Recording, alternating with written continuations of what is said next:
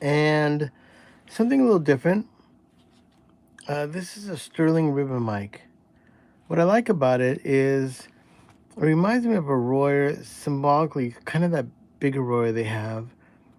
The measurements are almost exactly to a stereo Royer I have. It's almost like if they had another mic here, it'd be like a stereo Royer. This is a Sterling. It's an active mic. And something cool. I have been in a little bit of a jam. I didn't have any labels for the last week and a half. I finally got them. I ordered them. They came in the mail. I'm good with my labels, which is important. So I'm going to do this microphone today. Now, one thing that's interesting is this mic in particular, when I got it, there are no screws anywhere in the mic. You're going to see it slightly apart because I had to figure out, I didn't want to do it live on how to take this apart. But this one I actually have for sale. If you're interested in this, I'm going to be upgrading it. You're going to see what I'm going to do to it. I tested this before I did it. It's fucking awesome. It's active, so it's loud, and I can't wait to put my new ribbon in it. And the ribbon in it that is in it right now was kind of nice, but definitely when I put my ribbon, it's going to be better for sure. So yeah, the biggest obstacle is when I looked at it, there was no screws anywhere. No way to like know how this goes apart. Well, luckily enough, I do enough of these mics where I realize, okay, part of the equation has to be in here. It was really difficult to see, but it has this ring, this kind of like O-ring thing. Hold on, let me get this right. Oh, I didn't have to push it through. Usually that was sitting there, and then when you look deep inside, you see this. So there's no way. I'm looking at the mic, and I look down this. No screws, no nothing. But I do see these. So then my thought was, okay, maybe that's how you do it, because most microphones like MXLs, you have to unscrew the bottom, and that releases the top. So I got a screwdriver, kind of hammered this out. This came loose, and then obviously this came off. And at that point, I was able to open up the mic. But when I opened up the mic, let's get it now. When I opened up the mic, it still didn't give me access to this part. So I removed the transformer, and usually the MXLs, there's two screws up there you could kind of unscrew. And when I undid all the screws, nothing happened to the top part of the mic. So I was just kind of tripping. I was like, how the fuck am I going to get access to this? So like an MXL, you have to undo, an MXL actually, you can kind of pull off the top. There's a clip and the whole grill comes off. So then I thought, okay, maybe this is like an MXL, you know. Hold on a second.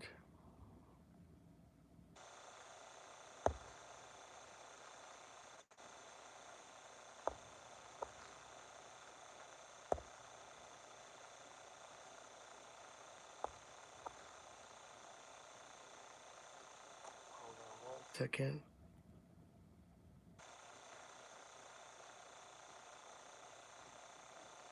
So basically, I was just like, how the fuck am I going to get into this mic to work on it? And then I realized that the MXLs are 80s.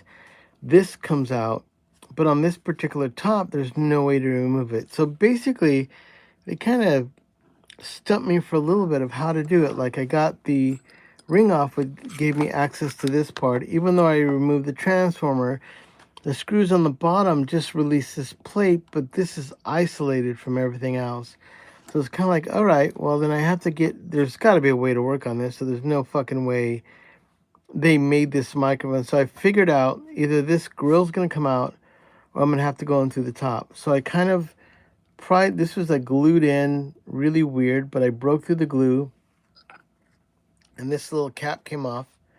And then when it came off, I saw this really interesting top part.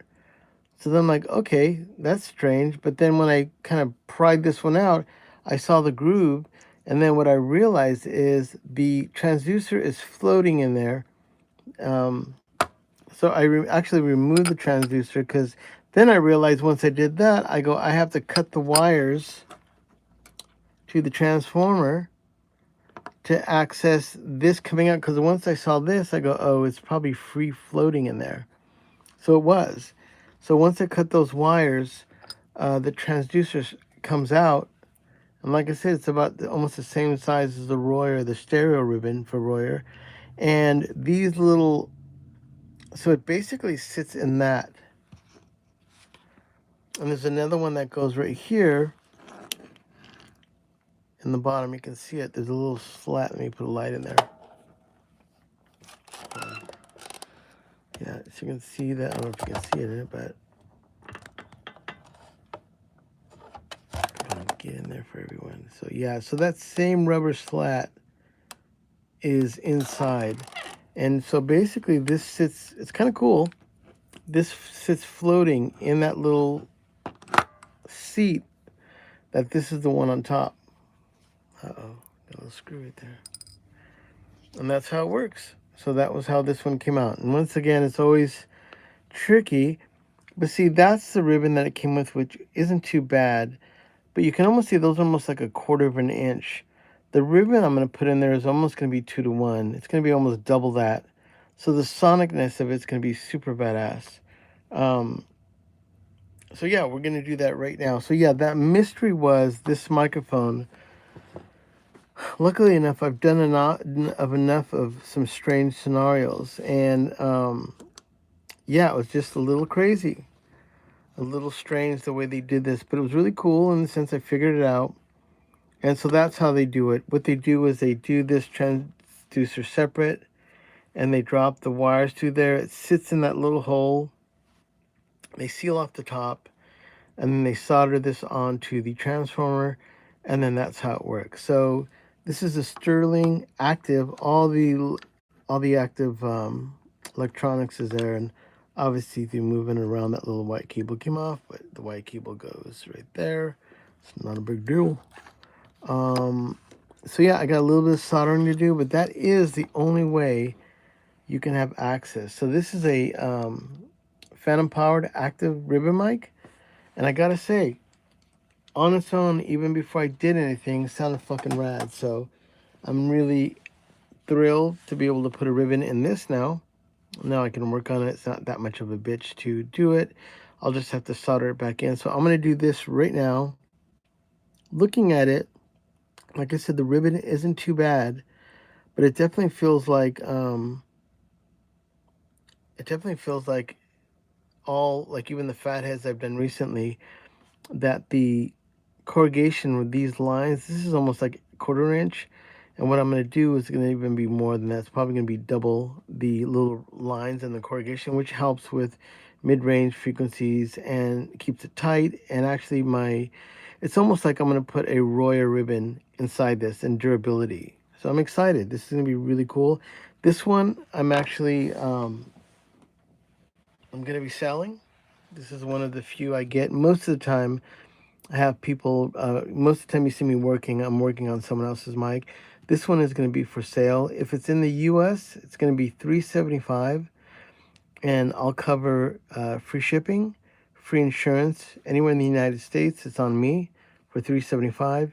If you're outside of the country, like I get a lot of people from Canada, hit me up, and it's most likely about $60 to $80 more. I'll work on the price a little bit lower to get it to you if you want it. But for US, $375. It comes with a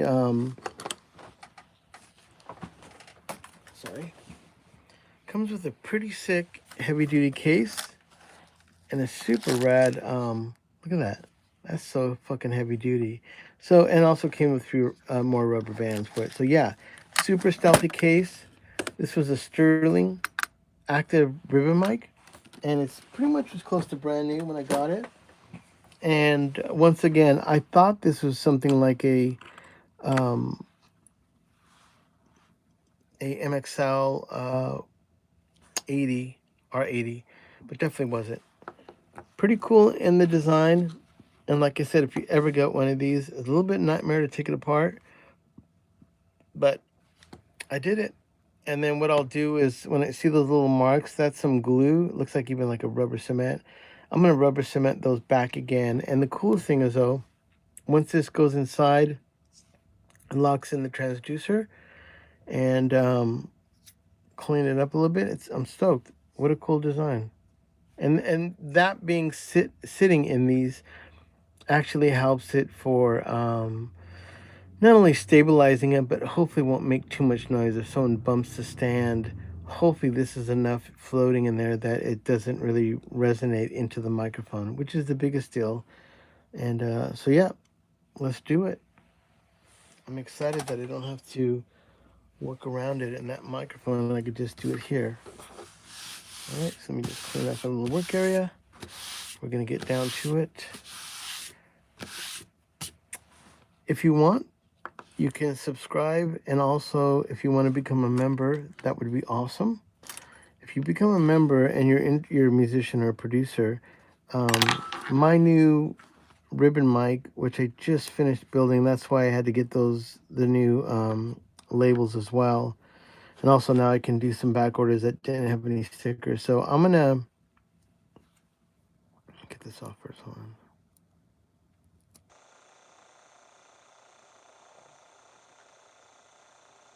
Yeah, if you want, you can subscribe, and then also if you become a member, I'm going to do some exclusive videos that are just for people that are members. And you know, this is all about pro audio, so if you know, it's not the greatest. That one's really stuck under there. It's not really like super insane exciting, but if you love microphones, ribbon microphones are probably the most unappreciated mics of all producers, and the ones that know, and the ones that don't, you can only figure it out. I know I'm going on a little late today. I definitely put this one up for sale, so I want to get it done so it can be out there. It's an easier mic to do, and now that I got all the stickers, I can finish up some previous orders so I can mail them off, and that's cool. Trying to get out of this holiday season with everything caught up. I'm doing my best I can. So these screens that you saw me take off, I'm going to leave that one there. This looks pretty good on the glue. So this screen is strictly there to keep the ribbon inside that. So this ribbon that you see, I'm blowing it, pretty low. I mean loose. Actually, this looks like those ones that are a little bit like plastic. They're really strange. Anyways, that's the element. Like Frank Sinatra. I mean, this is an old technology. So that's pretty much, you know, Wizard of Oz, Frank Sinatra, Led Zeppelin drums, Jack White. This technology of that ribbon, which is in between two magnets. And this wire right here is the, which is weird, it's red, but this is the ground. And the ground is going around. That screw goes into there, which grounds this whole area. And this is the positive, which is isolated. So nothing on this side is touching this piece because it's on plastic, and it goes out to the transformer, and then the negative runs all around everything else, and that's the ground. Alrighty, enough of the talking. I'm going live late. If you are in LA, it's not too bad. If you're on the East Coast, I apologize. So these brackets, this is the brass side, which is holding it down, and the other side will be plastic. So when I put it back all together, I'll definitely mention on some of the things you have to be careful of. You don't want, especially on the brass side, you have to tighten these both down at the same, you know, kind of the same strength, because if you tighten one side down, this little bracket could, sorry, it's falling apart on me.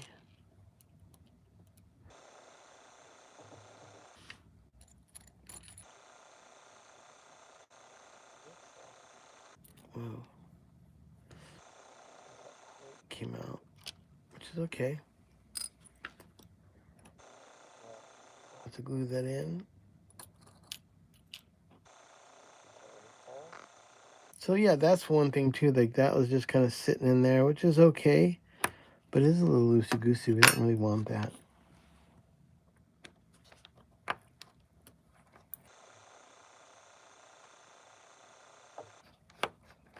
And this is a Sterling active ribbon.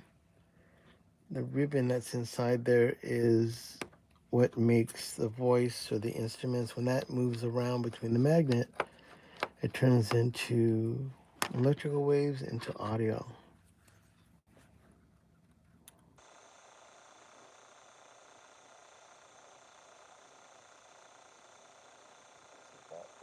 The ribbon.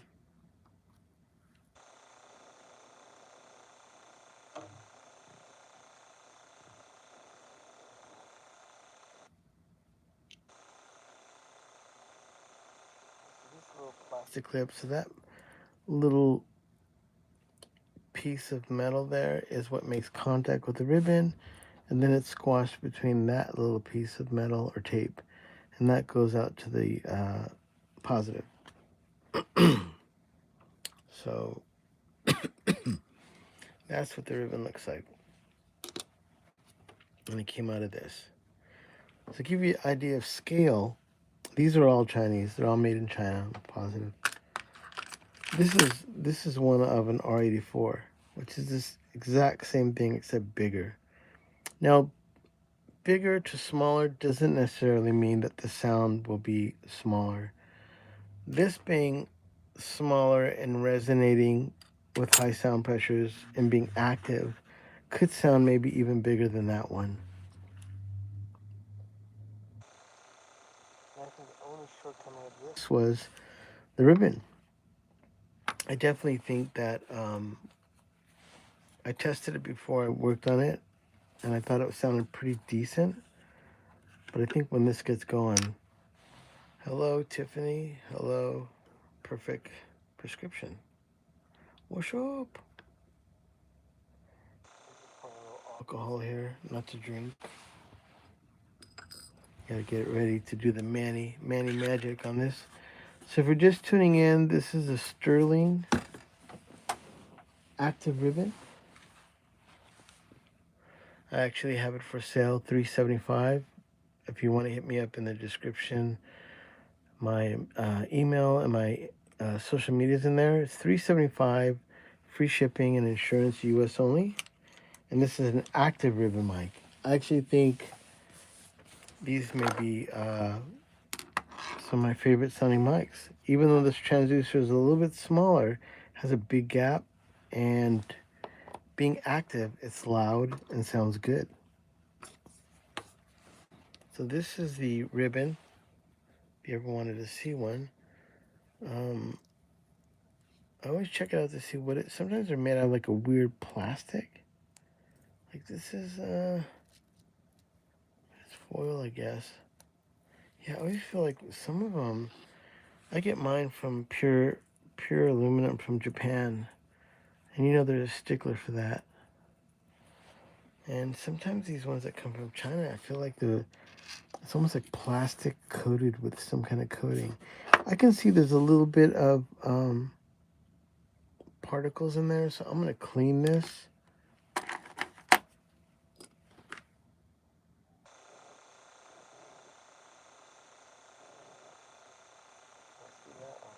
It's a little speck.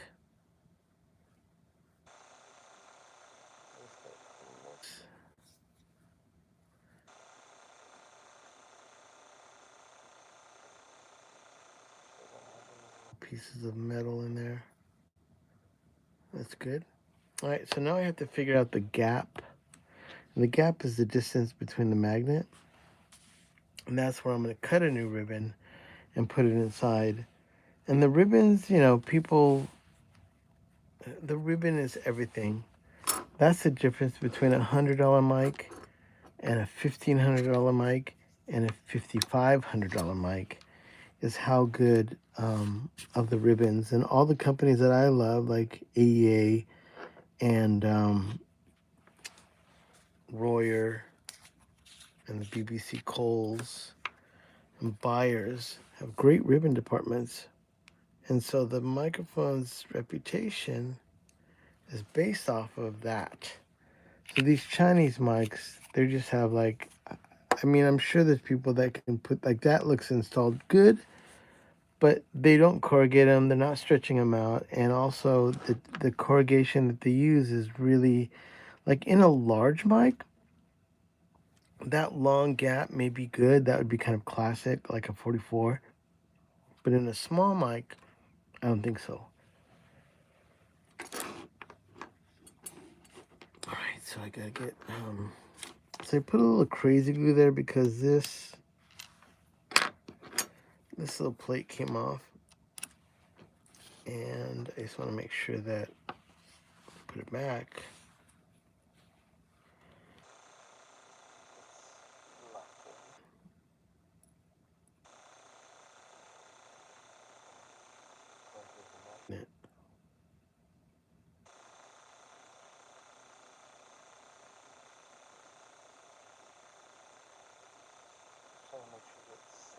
I'm gonna let it sit for a second because the magnet was so strong, even though that's not fully metal.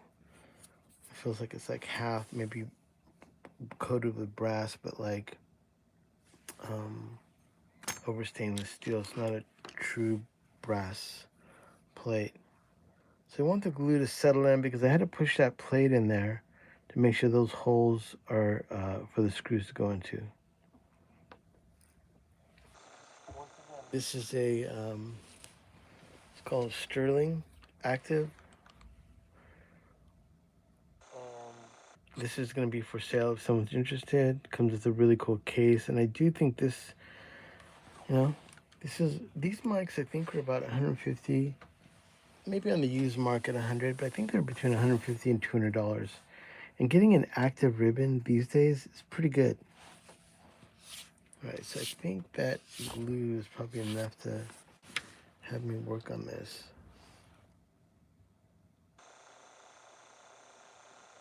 Okay, so I'm gonna get,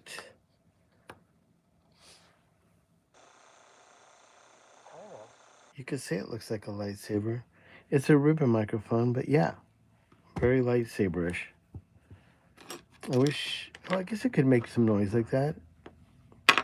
If you look up sound sources, there's probably videos on how Star Wars made the effects, the noises on the first movie, and they would hit like, they'd go out to like where these really big radio towers were, and they would hit these metal things that would make these really weird sounds, and they would record it with field recorders, and they would take that back and process it in the studio. So yeah, technically this microphone could capture lightsaber sounds.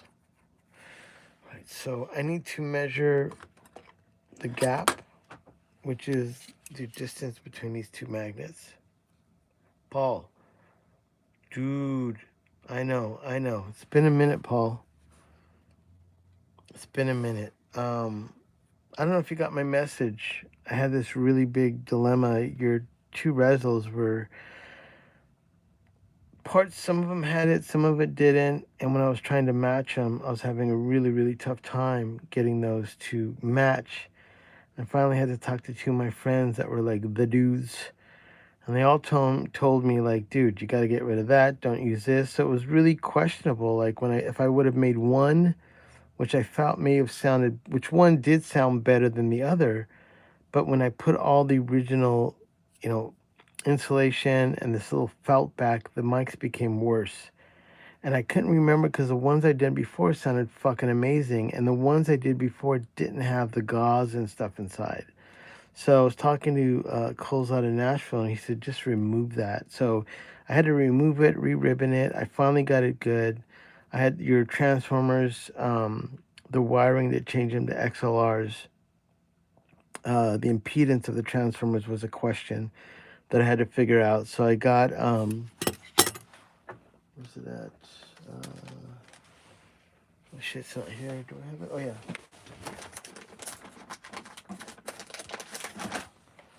I bought some new XLRs for your Reslos. Those just came in.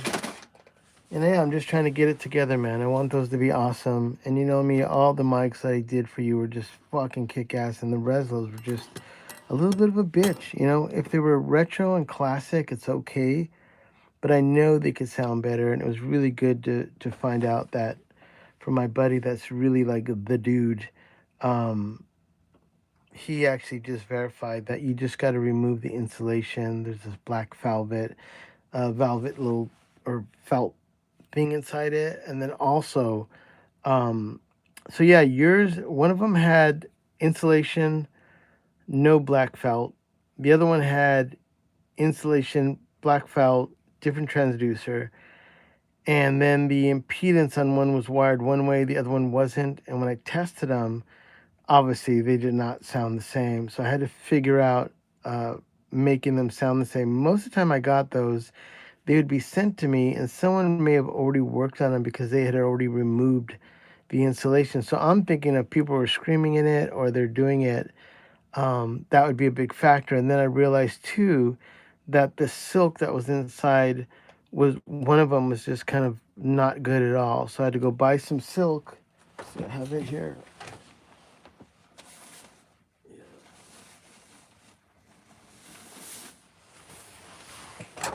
So this is the silk I just got. You can see through it. And I cut the silk and re-silked them. So, it takes sound pressure now. And so I got the silk, and then you have to spray adhesive and re-silk them.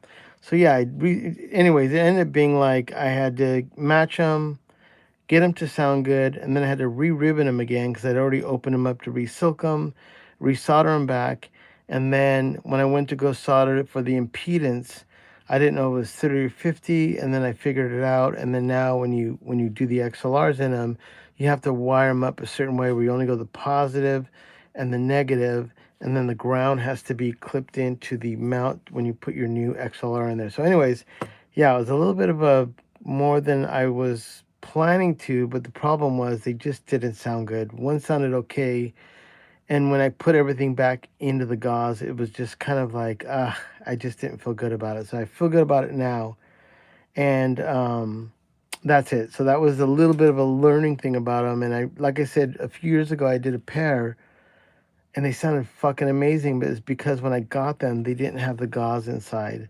And so resilking it, taking out the gauze, putting new ribbons in it again, rewiring it, making sure the impedance is right. It's a big deal, man. Like those are a little bit different mics than I'll be dealing with, like even this today. This is pretty much like fucking a little Neanderthal. But yeah, the Resils are no fucking joke. It's just another thing. And I wanted you to have a pair that sounded good. So anyways, blah, blah, blah, Paul. That's a lot. I just hit you with a wet towel of knowledge. So back to this guy. Let me measure. So what I want to do is measure the gap in this. I'm going to put it in this because it's a little bit of a bitch to hold it and use the measuring my schnizzle manizzle for it. Thank you, Paul. Yeah, man, it was a big learning thing. I had, a few back and forth with my friend Cole in Asheville. Have another buddy that did a few of them. And I just was unsure. I go, if I remove all this shit inside, it sounds better. But is that really like what everybody's doing? And I found out like that is what they're doing. Just remove all that stuff. And then the only problem was the silk had deteriorated in both of them. And putting new silk in it really does help it. And that was just, once again, just stuff that you just have to do it. I just want it to sound good. All right, so I'm going to measure the gap in this, and it's the distance between these two. So this is, once again, if you're tuning in, it's a Sterling active ribbon. It's pretty badass. And like I said, even with the stock ribbon, it was pretty fucking good. So I know when I put my ribbon in, it's going to be louder, and it's going to have better frequency response, which is great. Paul, good to see you, bro. And yeah, definitely when I took your mics on, it was like, holy moly, man. Every one of those mics threw me to the wolves of not just your normal Joe. Of course, I was familiar with the 77s and the Luxes were cool. The really large vintage ones are insane. And then also the Resils just end up being a nightmare because I just felt like I couldn't send them back to you and have one be dark and then one be kind of cool and clear. It was just kind of like, it's like a waste of your time, So let's see. Let me get this in. So I'm going to measure the gap. I don't know if you can see that. Paul, real quick, what do you think the gap is on this guy? I'm going to say 5 millimeters, maybe 5 and I'm going to say 5 1/4. That's a pretty big gap for this mic. It's going to be a fat ribbon in there. I say 5 1/4. Paul, any thoughts before I do this?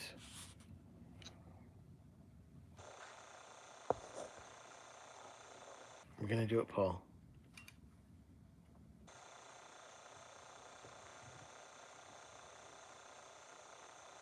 All right. So I'm going to say 5 1/4. Oh, shit. I'm way off.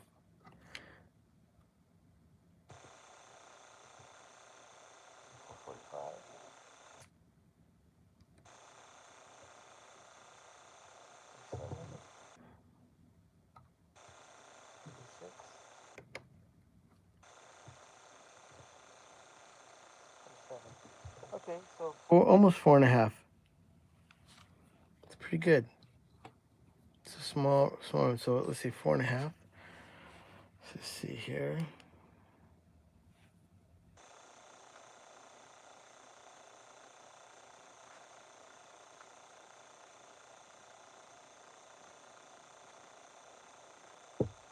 So now I'm going to cut a ribbon for this.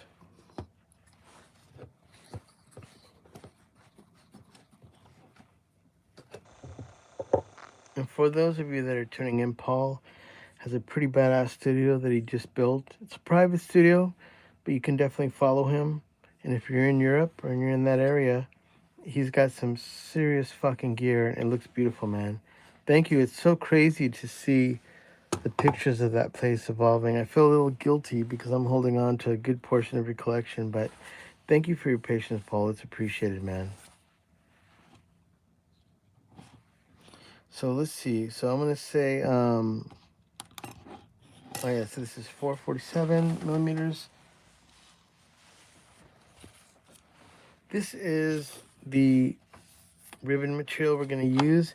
Now this is really small. Usually the transducers are bigger. So I'm thinking that, I hate to be wasteful, but it's still too short to do it. I'm going to just see, think about right there. I won't do a full, let's see about right there.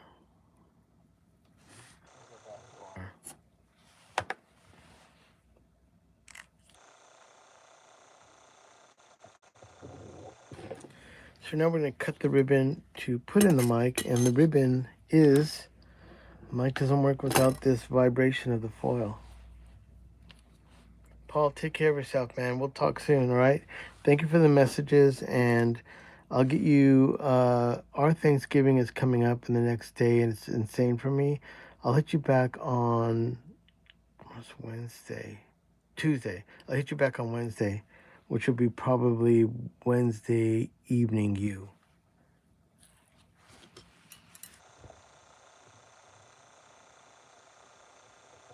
So I'm just going to mark this. Like I said, the gap is 4.47 millimeters. And you want to subtract maybe like 0.10 each side. That makes it so it's like 20, 25 smaller. So if it's 47, then you make a cut like 425 for the ribbon. I think this one's slightly crooked, so I'm just gonna try to, narrow a hair down on one side more than the other.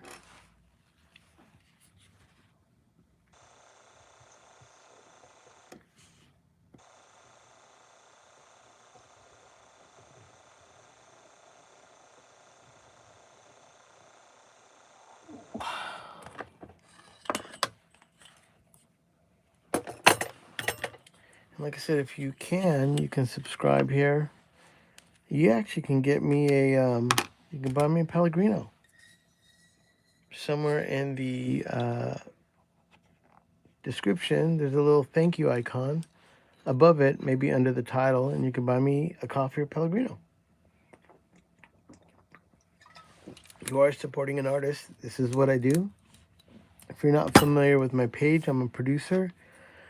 I've done sick bands like Kim Deal from the Pixies. I did her solo record. I did a song off there, her new single called Wish I Was, from Kim Deal's solo record.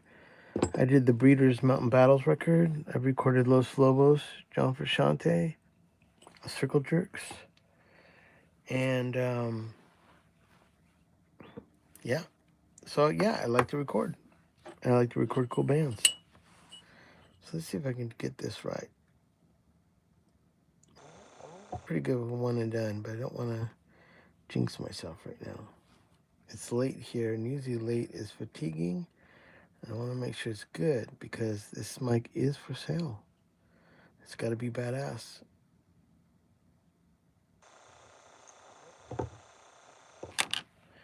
Need my razor blade.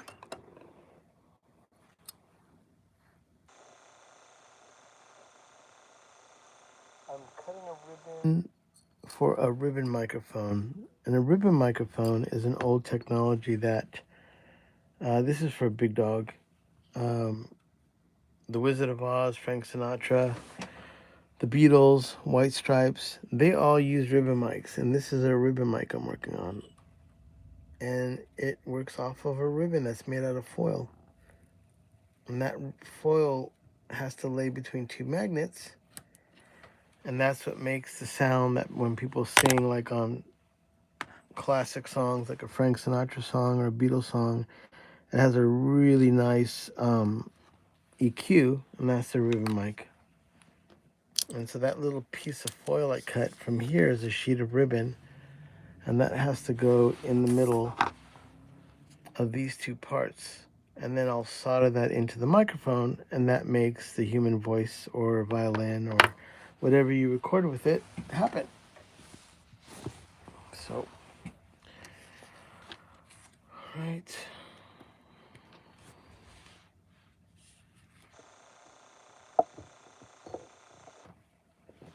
Let me get ready to corrugate this. So corrugating is going to be the process of kind of crimping the foil. So when the sound hits it, it's kind of like a fishing net. Like, you know, they have to throw the net out there to capture everything. The foil is kind of the fishing net for sound. And that's what I do. And I'll be honest with you, I do pretty good. So this is going to be the corrugator. You can buy these. These are $9 or $10. It's a ribbon corrugator. And I'm going to run the foil through that. And that's going to help the mic sound good. Which is a weird thing. Like, why am I doing this? Or why did I even during the pandemic, I ended up I saw a video. If you want to do me add this guy named Hoborek, Hobo. His name is Ulf, ULF. He's from Sweden. So let me get this. I gotta cut this a little bit. He's from Sweden, and he had if you look up a video how to make a ribbon mic, and it should say Hoborek and Ulf. I saw that video like 5 years ago. I don't even like this shit you see me doing now. Like I would not. I didn't even know what this was, how it was, and I started watching Ulf's video, and it gave me the confidence of like, wow, man, I can make a ribbon mic. And I love ribbon mics because Steve Albini showed me how to record. And also I know Jimi Hendrix used ribbon mics. Jimmy Page used ribbon mics. And so when Steve Albini recorded me, he's the guy that showed me how to record, he had Beyer 160s. So I got it in my brain that I would make a Beyer 160 kind of style of a microphone. I never even fucking built anything. And so I watched Ulf, and it gave me the confidence, and I watched his technique, and then I started watching videos. And I realized on the internet, like if you go down my videos, I'm the only guy, and I'm not even lying, in the history of fucking YouTube that ever has done live Coles microphones, Beyer 160s, 500s. I mean, some of the rarest old ones, I do them live on the spot, and I get them done, and they sound awesome. But when I started doing it, there was no information. So everything you see me do has just been through trial and error and figuring it out. how am I gonna make a ribbon mic? And that was basically from my friend Ulf. He sole responsible for me becoming a weird obsessed guy on ribbon microphones. Hold on. Finally came off. Great. So the foil has two sides, and I just had to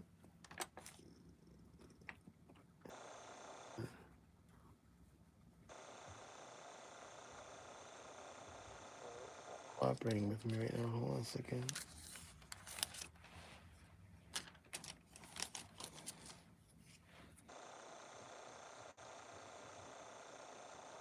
It's the best as I got. So there's the foil.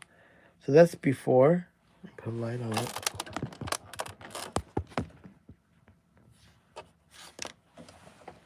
Get my light game going on here.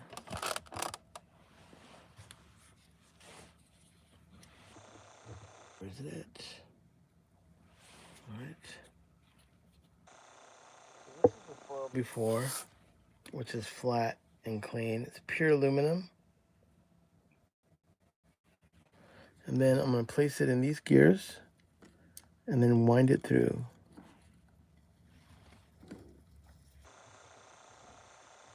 So when it comes out, it looks like this. Now, I have to stretch this out, but my gears that I use, I made these, well, I didn't make them. I bought about 30 sets of these, different shapes and sizes, and this is I got the only pair that fit there, but thank God they sound amazing. They're not as deep. These are the stock ones. So these are the ones that I grinded them out and kind of filed them a little bit so they weren't as tall and deep. But these ones are my favorite ones, and yeah, so that's a corrugator for a ribbon mic. So I just made that flat ribbon into added a bunch of creases, which is called corrugation. Now what I need to do now is stretch it out. And that's another mistake. I think when you get Chinese mics, they don't stretch them out enough. So I'm going to stretch this out.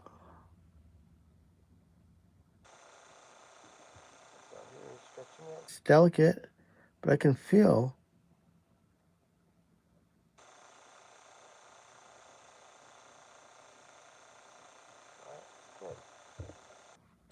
And it doesn't hurt it, but you have to do that. If you don't do that, the microphone is a good chance that the first time wind hits it or something violent sonically, you know, that ribbon's going to stretch and then it's not going to go back. So I stretch it out. So when someone talks in it, sings in it, it goes out and then goes back to where it was before. So that's why you have to stretch it. And I don't think a lot of those Chinese microphones are stretched out.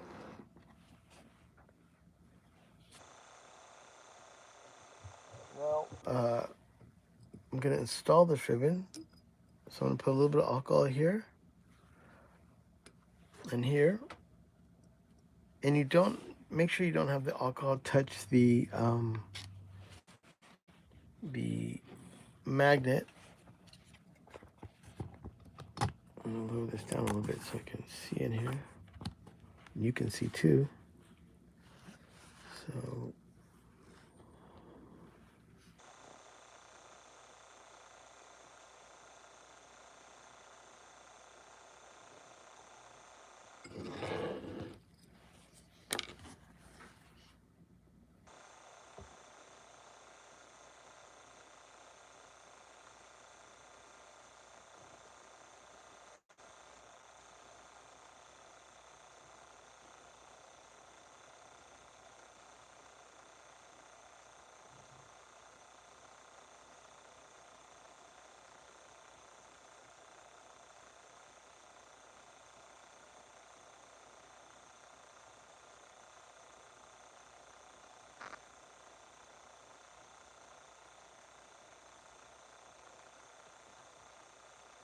I just dropped that in there.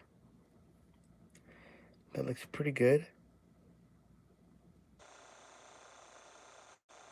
Check it on the light. Now my goal now is to get it in the center between here best as I can, and then I have to lock it in with those clamps again. But I have to make sure at least this one's in the center. Yep, looks pretty good.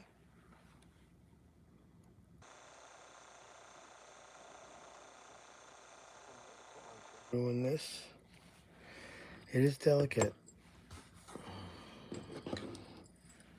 So now I have to reassemble the little parts. This is the plastic one, which I have here.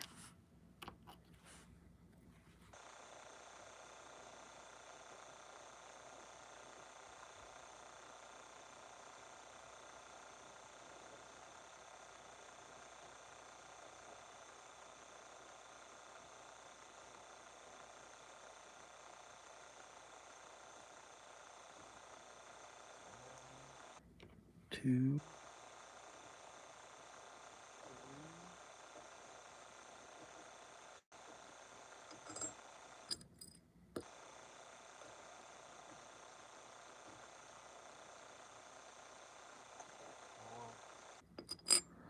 And the brass bracket, okay. Those are my parts. Let's get this going. Hopefully it won't fuck it up.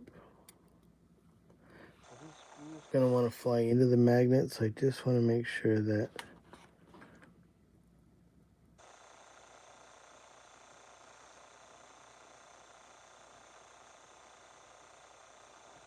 I don't like this feeling right now, but I gotta do it.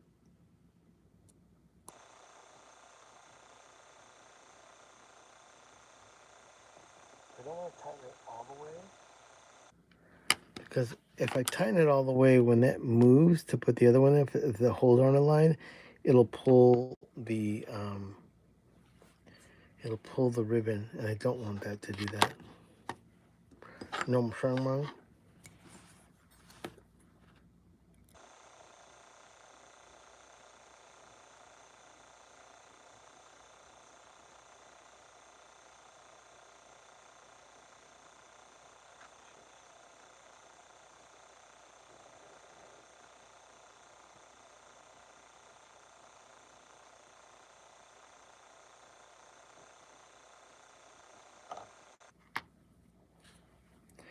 I'm putting a ribbon. This is for Shane. I'm putting a ribbon in a ribbon microphone. This is an old technology, which is, like I mentioned, Frank Sinatra, the Beatles. The drum sounds for the Levee Breaks by Led Zeppelin. Iconic drums were done with ribbon mics, and these technically are some of the oldest technology for that. It's basically a little piece of ribbon, like foil, that you would use for eating, and they put that between two magnets, and there's a transformer that's positive and negative that runs on each side, and that turns the sound waves or the pressure that's moving the ribbon into a human voice or a violin or drums or whatever you're using. So I'm tightening these both back and forth because I don't want to bend the plastic, but I want it to be snug. Okay, so that side's done. Let me just see how the tension is on this. Hold on. That's good. Okay, so now I'm going to do the other side.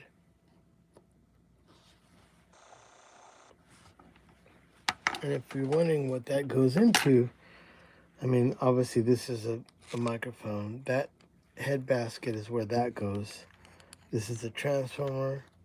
That's OGMC, my company. This mic is for sale.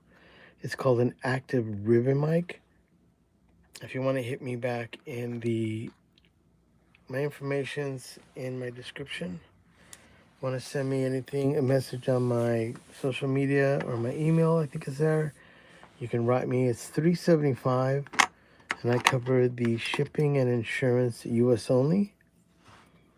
And if you ever blow this mic, even right when you get it, I'll replace it for you. Just cover the cost of the ribbon and the shipping, which is $30 for the ribbon, and then you cover the shipping. And I'll always fix these mics for you, even if you accidentally ruin them. I'm definitely down, and I'll help you out.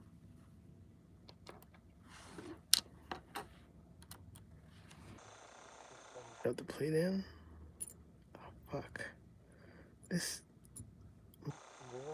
is these brass plates are sliding around, which is usually they're not magnetized. But these are, and it's just, I didn't realize that until, what a nightmare.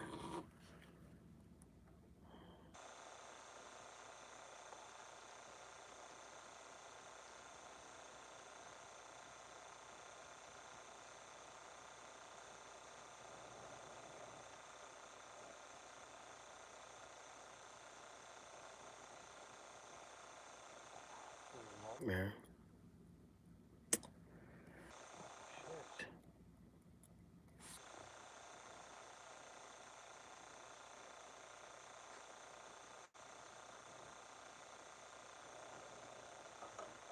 Right. Those are never magnetized like that because they're made out of brass. So this is, the magnets here are pulling that plate in, and it's making it difficult for me to put this screw in, which is the last one. But every time it moves, it pulls on the ribbon, and that's a no-no.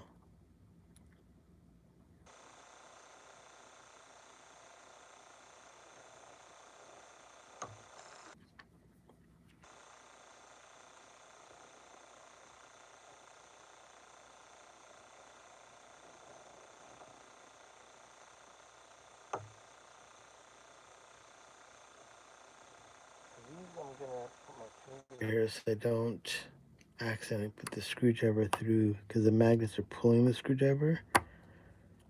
So I'm going to tighten them down, but a little bit at a time each one. So I don't want that bracket. If I do one side too tight, it could bend the bracket. And then when I put the other one down, it makes kind of a bow where it'll bow up, and then the ribbon won't make contact, and the ribbon becomes loose. So okay, that's pretty good.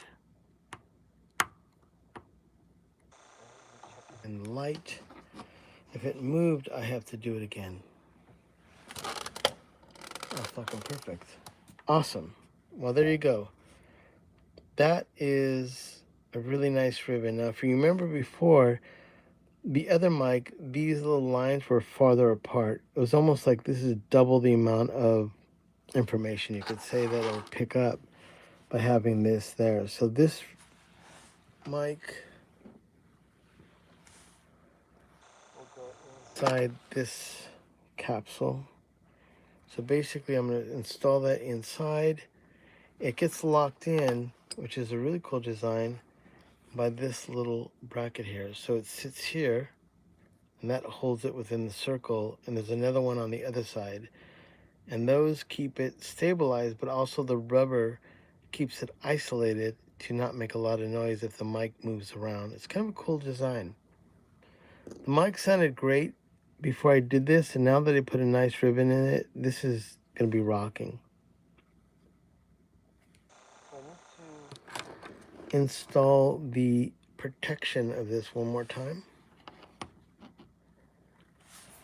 which is this screen. I can install it back on it. And most Chinese mics just have packing tape they use, so I'm just going to use the same type of yellow packing tape as all the other Chinese mics.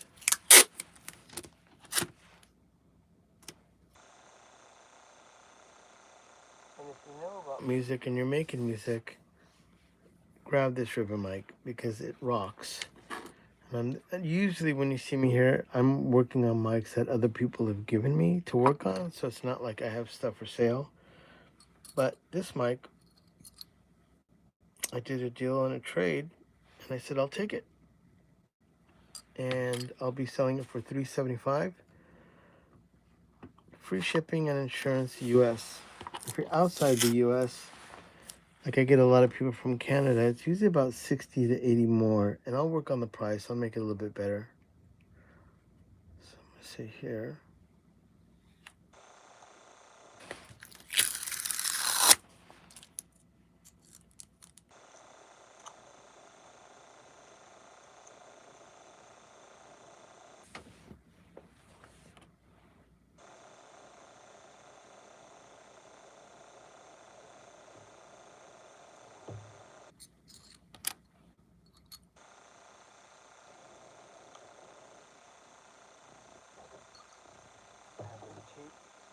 cutting blade, and then one for the ribbons. I don't want to fuck that up.